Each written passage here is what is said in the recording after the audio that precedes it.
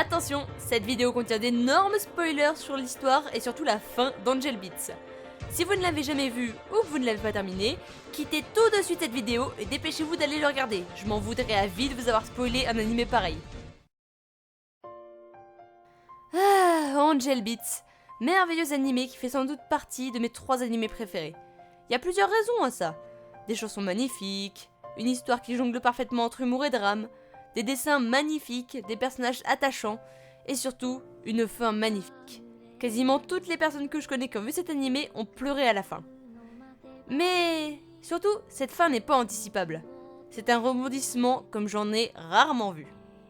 Je me permets donc pour cette théorie de vous rappeler la fin. Après que tout le monde ait disparu, Kanade et Yuzuru sont les derniers humains dans l'au-delà. Yuzuru propose de rester dans l'au-delà pour aider les prochains humains qui viendront à trouver la paix. Il avoue ses sentiments envers Kanade, mais celle-ci n'a pas la réaction qu'il espérait. Quand elle était encore en vie, Kanade avait des problèmes cardiaques, et c'est le cœur d'un donneur qui a sauvé la vie de la jeune fille et lui a permis de vivre quelques années de plus. Son seul regret, ne pas avoir pu remercier le donneur. Regret tellement profond que même devenir une élève modèle ne l'a pas effacé. Bien évidemment, le donneur n'était autre que Yuzuru. Elle finit par le remercier et disparaît à son tour, laissant Yuzuru seul. Après le générique, on peut voir Yuzuru de retour dans le monde réel. Là, il recroise Kanade et semble la reconnaître. La scène s'arrête juste tout pile à l'instant où il s'apprête à lui toucher l'épaule. Cette scène vous a fait hurler parce qu'on ne sait pas s'ils se rencontrent vraiment à nouveau? Bah alors attendez la suite parce que vous allez encore plus hurler. Certains ne l'ont pas vu, mais il y a une fin alternative. Dans cette fin, Yuzuru n'a pas quitté l'au-delà et il est devenu président du conseil des élèves. Et il continue à aider les humains à reposer en paix. Beaucoup se posent pas mal de questions sur ces deux fins. Par exemple, comment se fait-il que Kanade soit arrivé dans l'au-delà avant Yuzuru, alors qu'il est mort avant elle? Et surtout, pourquoi avoir fait cette fin alternative? Elle sert à rien. Eh bien, la théorie que je vais vous proposer aujourd'hui devrait répondre à tout. Je vous le dis tout de suite, la fin alternative, bah elle est pas si alternative que ça. Pour commencer, faut que je vous parle de Shina. Là vous vous dites, mais c'est quoi le rapport entre les deux fins et un personnage secondaire dont on ne sait rien? Bah, on sait quand même 2-3 choses sur Shina. Et ces 2-3 choses, bah elles sont plus importantes qu'elles en ont l'air. En nous basant sur l'animé, on découvre Shina, fille discrète qui agit parfois très bizarrement, et qui aurait largement pu être shinobi si elle avait vécu à une époque plus ancienne. Ensuite, peu le savent, mais il existe un manga d'Angel Beats, qui raconte comment le front de l'au-delà s'est formé. Et là, on apprend des choses plutôt intéressantes sur Shina, notamment qu'elle vient réellement d'une autre époque, du Japon féodal pour être exact. Elle est donc née entre 1200 et 1850 environ. Alors, je vous le dis tout de suite, non. Elle n'a pas passé plusieurs centaines d'années dans l'au-delà. On estime qu'elle en a passé seulement une dizaine. En gros, je me suis servi du magnifique exemple qu'est Shina pour vous montrer que le temps dans l'au-delà, eh bah c'est pas ça. Là-bas, le temps, il s'écoule pas vraiment comme sur Terre. Les gens ne vieillissent pas, il peut en venir de n'importe quelle époque.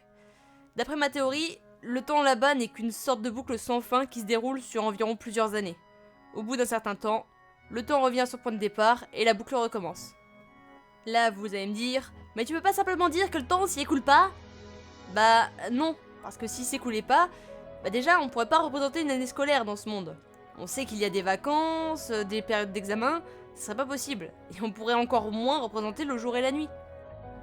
Dites-vous bien aussi que quand la boucle reprend au début, ce qui a été fait à la fin de la boucle reste. Rien n'est réinitialisé.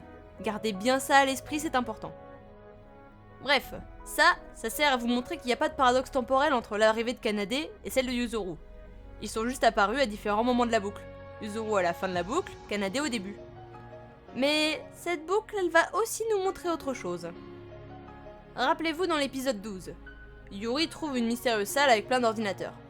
Là, elle a une discussion assez étrange avec un garçon très mystérieux. Dans cette discussion, le garçon, que j'appellerai Michel pour éviter les confusions, nous parle du créateur de l'Angel Player, le programme qui donne ses pouvoirs à Kanade. Michel nous dit que le créateur de l'Angel Player était tombé amoureux dans l'au-delà. Mais sa petite amie est partie. Son regret suite à son départ était si grand qu'il ne pouvait plus quitter l'au-delà. Son amour pour elle et sa solitude le faisant trop souffrir, il créa donc l'Angel Player pour tenter de se transformer en PNJ et ainsi ne plus souffrir. Finalement, l'Angel Player finit par effacer ce garçon. Là vous vous dites « Oh là là, on la connaît déjà l'histoire, Michel nous a déjà assez gonflé avec ça !»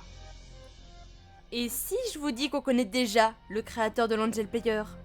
Réfléchissez un petit peu. Qui est tombé amoureux dans l'au-delà? Qui, suite à cela, n'a pas pu quitter l'au-delà dans la fin alternative? Yuzuru. En réalité, Yuzuru, qui regrettait tant d'avoir contribué à l'effacement de Kanade, n'a jamais pu partir. Une fois qu'il est parvenu à s'effacer avec l'Angel Player, il est retourné dans le monde réel et a recommencé sa vie, exactement de la même façon que la première fois. Tout le monde, Kanade, Yuzuru, Yuri, Hinata, Iwasawa, Naoi, TK, ils ont tous recommencé exactement la même vie de souffrance. Et ainsi, ils sont tous retournés encore une fois dans l'au-delà. Ils sont tous revenus au même instant de la boucle et ont encore tout recommencé.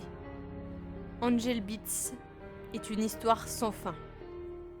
La fin que l'on peut voir après le générique de l'épisode 13 n'est qu'un rêve de Yuzuru, alors qu'il est seul dans l'au-delà. Ce qui explique d'ailleurs pourquoi Kanade dans cette scène est très lumineuse et pourquoi on ne voit pas ses yeux. Angel Beats est déjà un animé avec une histoire et une fin magnifique. Mais la réalité sur cette histoire, qui nous est à la fois cachée et dévoilée, ne fait que rendre cet animé encore plus exceptionnel. C'est tout pour aujourd'hui, en espérant que ce premier épisode de Geeks Theory vous ait plu. N'hésitez pas à commenter, laisser un pouce vert et vous abonner. N'hésitez pas non plus à me proposer des théories que vous voulez que j'aborde. Tout ça pour vous dire merci d'avoir regardé et à très bientôt.